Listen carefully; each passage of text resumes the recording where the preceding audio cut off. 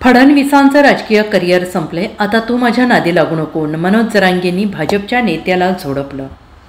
उपमुख्यमंत्री देवेंद्र फडणवीस चांगलं काम करत नाहीये, त्यांचं राजकीय करिअर संपवून जाईल, तू माझ्या नादी लागू नको, हे सगळं देवेंद्र फडणवीस करत आहे असं म्हणत मराठा आंदोलक मनोज जरांगे यांनी भाजपचे राज्यसभा खासदार अनिल बोंडे यांच्यावर निशाणा साधला आहे. तसेच 29 ऑगस्टला लढायचे की पाडायचे याची घोषणा होणार आहे असं मनोज जरांगे यांनी म्हटलेलं आहे. ते अमरावतीत माध्यमांशी बोलत होते. मनोज जरांगे म्हणाले, तू माझ्या नादी लागू नको, हे सगळं देवेंद्र फडणवीस करत आहे.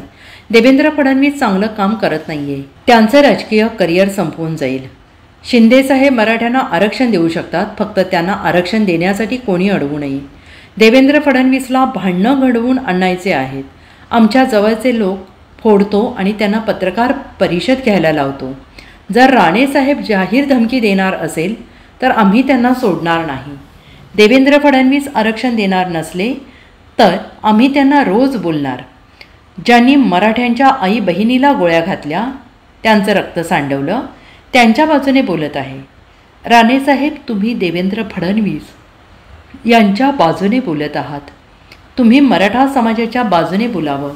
राणेदादा, तुम्हाला मी आव्हान दिलेलं नाही, तुम्ही मला धमकी देऊ नका. तुम्ही मराठा समाजाच्या बाजूनं बोलावं.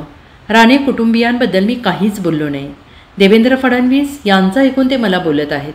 तुम्ही देवेंद्र फडणवीसची सुपारी घेतली. मी देवेंद्र फडणवीसला मोजत नाही. मराठा समाजानं चांगला पायाखाली चिरडलेला आहे असंही मनोज जरांगे यांनी म्हटलेलं आहे.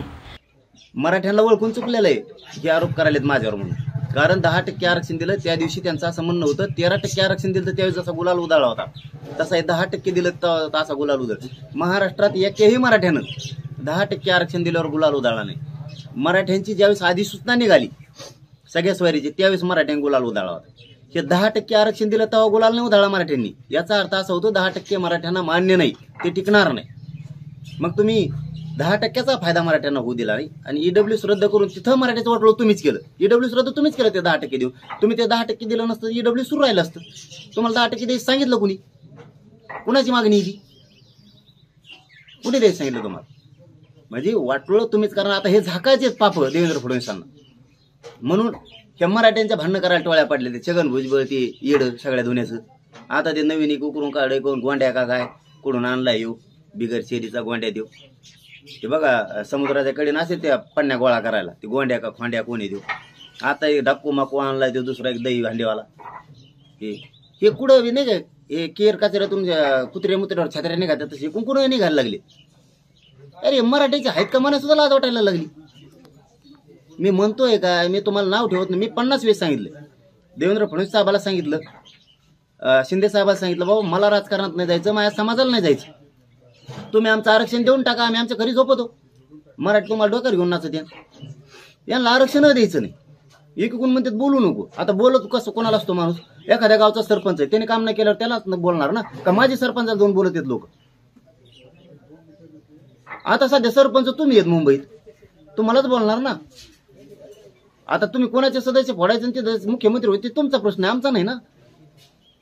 तुम्ही महायुतीला बोलायचं का नाही बोलायचं, शिवसेना राष्ट्रवादी काँग्रेस यांना बोलायचं का नाही ते तुमचा प्रश्न आहे, आमचा प्रश्न आहे का? ते तुम्हाला येत नाही त्याला आम्ही काय करावं? तुम्ही आमच्यावर का ढकलायला? तुम्हाला म्हणजे हे द्यायचं नाहीये. तुम्हाला मराठीवर अन्याय करायचा जसा तुम्ही धनगरावर केला तसा. धनगराला तुम्ही सांगितलं होतं की पहिल्या कॅबिनेटमध्ये देऊ. 10 वर्ष झालं धनगराकडे डुकून सुद्धा बघा ना. यांना तसं मराठ्यांना फसवायचं. Bureau report, SBN Marathi, Amravati.